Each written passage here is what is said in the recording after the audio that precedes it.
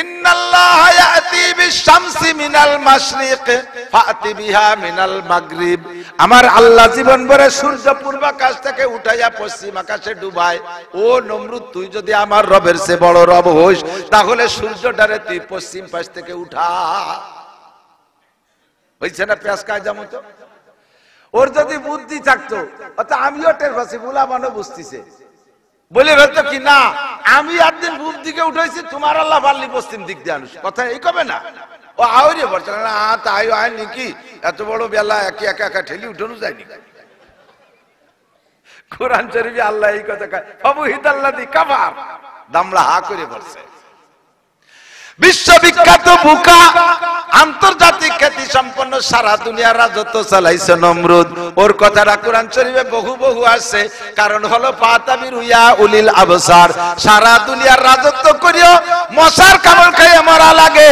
হে কিয়ামত পর্যন্ত আনেওয়ালা রাজা বাচ্চা বাহাদুর যারা আছো, আত্মঅহমিকার শক্তির বলে, ক্ষমতার বলে জমিনের আংটা ধরে উঠো আর নামাও। তোমরাও শিক্ষা নিয়ে নাও নমরুদের থেকে।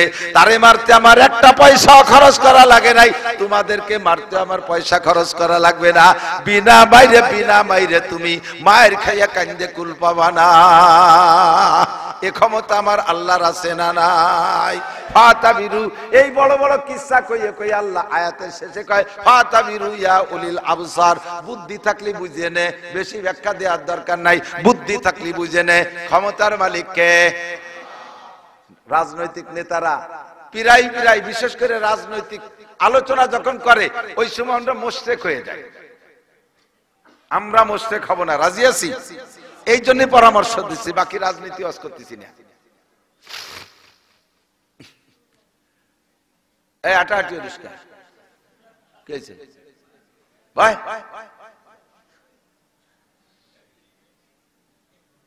আল্লাহ নেতারা আসলে নির্বাচনের সময় আমরা ভোটাররাও মোশরেক হয়ে যাই, নেতারাও মোশরেক হয়। আমরা মোশরেক হয় কিভাবে?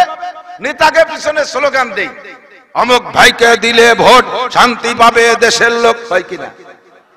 কন্যা সবাই বোতল ভাই যেখানে, আমরা আসি সেখানে, বোতল ভাইকে দিলে ভোট বোতল খাবে দেশের লোক।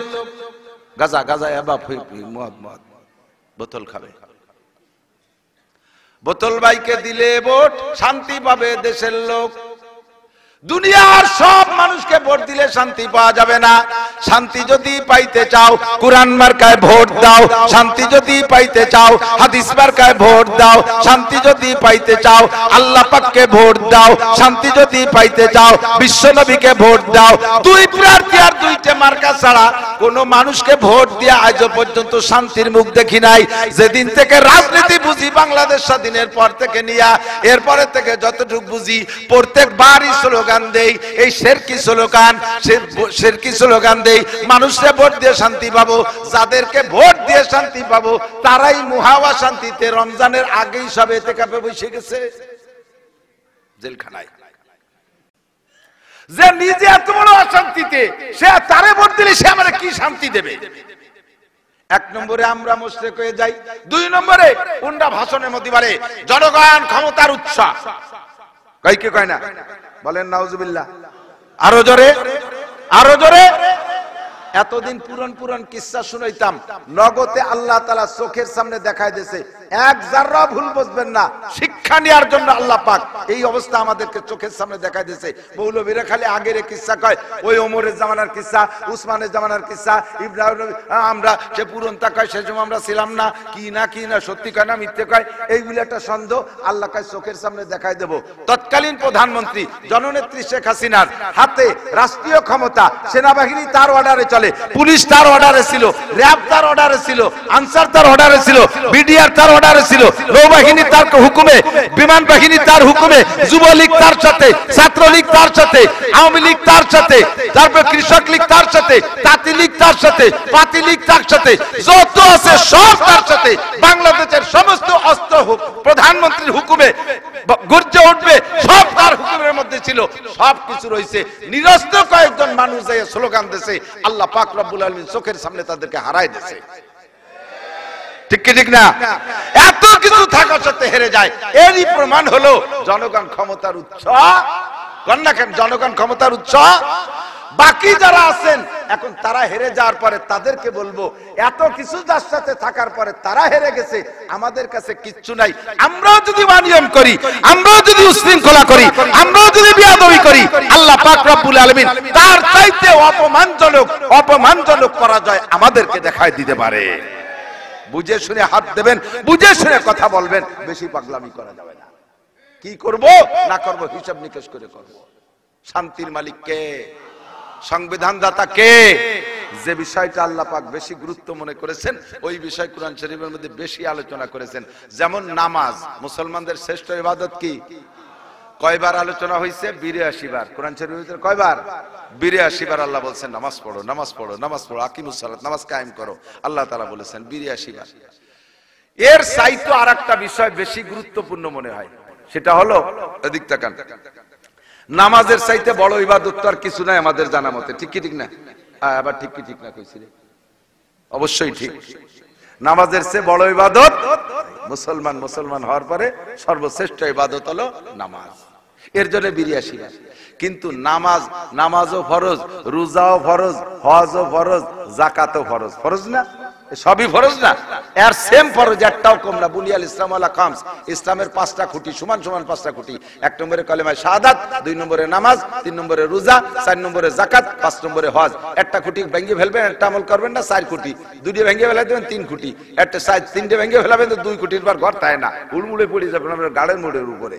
এই খুঁটি সব কয়টাই লাগবে, একটা কোনোটা কম না। তো নামাজ খুব গুরুত্বপূর্ণ, এটা 1 নম্বর খুঁটি ধরে নিলাম। 2 নম্বর খুঁটি কলেমা শাহাদাতের পরে। এজন্য আল্লাহ তাআলা 82 বার আলোচনা করেছেন। এখন নামাজও যেমন, রোজা, হজ, যাকাতও সেরকম। আপনার হজ করতে, হজ যারা করছেন তারা সাক্ষী দেন, হাজি যারা আছেন পায়ে হেঁটে, এখন তো সব গাড়িতে হয়ে গেছে, আরো খালি ডেলি আপডেট অতি তালে রয়েছে উন্নতি। আমি 13 সালে প্রথম যেবার গেছি সে সময় গাড়ির ব্যবস্থা ছিল, ইচ্ছাকৃতভাবে ইয়াং ছিলাম, আমরা 3 জনের সিদ্ধান্ত নিলাম পায়ে হেঁটে হজ করবো, একেবারে A to Z, একদিনে সব সেরে ফেলবো। তো প্রথম তো আরাফাতের থেকে রওনা দিতে হয় 9 তারিখ সন্ধ্যার পরে। এই আরাফাতের থেকে পায়ে হেঁটে 11 কিলোমিটার মুজদালিফা। এত ঘন বসতি আর এমন গরম, উপর দিয়ে হেলিকপ্টারে পানি মারতেছে, পাইপের মাথায় এরকম বড় বড় খুঁটির মাথায় পাইপ দিয়ে পানি ছাড়তেছে, শিশিরির মতো ঠান্ডা পানি। তারপরও মানুষ ঘেমে যায়। আর আটা লাগে না, 2-3 মাইল আটা লাগে না, শুধু শক্ত হয়ে দাঁড়ায় থাকতে হবে। পড়ে গেলি শেষ, পড়ে গেলি হজ ওই জায়গায় হয়ে যাবে। দাঁড়ায় থাকবেন, স্রোতের মতো অন্যাসে গোষ্ঠী, ইচ্ছে করে একটা কদম আগে যেতে পারবেন না। যে যেখানে আছেন সে জায়গা এইভাবে আটতে থাকতে 11 কিলোমিটার যাইতে রাত 12টা, 11টা, 12টা, 1টা বেজে যায়। এইটুক হেঁটে যাওয়ার পরে ওখানে বাকি রাত মুজদালিফা কাটাইতে হয়। সে জায়গা বেড বিছানা কিচ্ছু নাই, পাকা ফ্লোরের উপরে, রাস্তার উপরে, ফ্লোরও পাকা না, পাহাড়ের গায়ে মরুভূমি, বালু আছে কিছু। সেই গরমের মধ্যে যার কাছে গামছা গুমছা একখানা আছে তাই বিছাইয়ে একটু ঘুমাতে হবে, শুতে হবে। ঘুম আসুক আর না, একটু শোয়া সুন্নাত, বসে থাকলে হবে না। এই জায়গা গড়াগড়ি একটু করিয়া ফজরে আজান দিলে ওই যাতে নামাজ পড়া লাগে। মুজদালিফায় জায়গার নাম। মুজদালিফায় ফজর পড়া এরপরে শয়তান মারার জন্য জামরার দিকে রওনা দিতে হবে। কের 4 কিলো, কের 5 কিলো, কের 6 কিলো সামনে থাকে। এইটুক হাইটে যাইয়া বিশাল টিন শেড আছে, ওর ভিতরে এসি দেওয়া আছে, তার মধ্যে দিয়ে হেঁটে যেতে হবে। ও জায়গা কোনো বিকল্প ব্যবস্থা নাই, গাড়ি ঘোড়ার কোনো ব্যবস্থা ওটুকুর মধ্যে নাই। চলে গেলেন, যাইয়ে শয়তানরে মারিয়ে টারিয়া ওইখান থেকে জামরাত থেকে নিয়ে মক্কা আবার 3-3.5 কিলোমিটার সুড়ঙ্গ রাস্তার ভিতর দিয়ে, এটুক পাহাড়ি পথ হাঁটতে মোটে পুষায় না। এরপরে যাইতে যে দেখবেন কাবাঘরের পাশে যে জায়গাটা আছে তার নাম মাতাফ, অল্প জায়গা, এত বেশি না। এই যে এখান থেকে ওই ঘরটা যতটুক, এর কাবাঘর এরকম চতুর্পাশে মাত্র একটুক জায়গা, 40-45 ফিট জায়গা হবে, বা 40-50 ফিট জায়গা চতুর্দিক দিয়ে। এইটুকের ভিতরে এই কোটি খানিক মানুষ ঘোরা সম্ভব না। আগে যারা গাড়িতে গেছে তারা ওই যে ঘুরতেছে, এর মধ্যে আপনার ঢোকার কায়দা নাই। আপনি পায়ে হেঁটে গেছেন, পিছিয়ে পড়ে গেছেন, আপনার ঘোরা লাগবে কাবার মসজিদের ভিতর দিয়ে। এই নীলবাতি থেকে নিয়ে এক গুল্লি দিয়ে এই নীলবাতি পর্যন্ত আসতে 1 কিলোমিটার, এভাবে 7 কিলোমিটার। এই সময় পর্যন্ত আর আপনার হাঁটুতে কোনো জোর থাকবে না, যত বড় বীর বাহাদুর হন না কেন আপনি কুলাই পড়বেন। এরপরে এইটা সাইরা 2 রাকাত নামাজ মাকামে ইব্রাহিমকে সামনে করে পড়া, এরপরে সাফা মারওয়া সাই 450 মিটার, অর্থাৎ প্রায় আধা কিলো। 500 মিটারে আধা কিলো, 1000 মিটারে 1 কিলো, এই 450 মিটার 7 বার। যাওয়া আসা যাওয়া আসা 7 বার। এ পর্যন্ত গেলে আর আপনার গায়ে কোনো বল থাকবে না, শেষে কিচ্ছু মনে করতে জানা ধরে নেন এই করতে করতে বাজে গেছে জোহরের নামাজের রক্ত হয়েছে। এখন এটা তো ফরজ হজ আদায় করছেন, এখন আপনি আল্লাহকে কি বলতে পারবেন, আল্লাহ এই হজ ও ফরজ নামাজ ও ফরজ, এই ফরজ আদায় করতে করতে জানটা শেষ, আজ কিন্তু আমি জোহরের নামাজ পড়তে পারবো না, এ করলে হবে?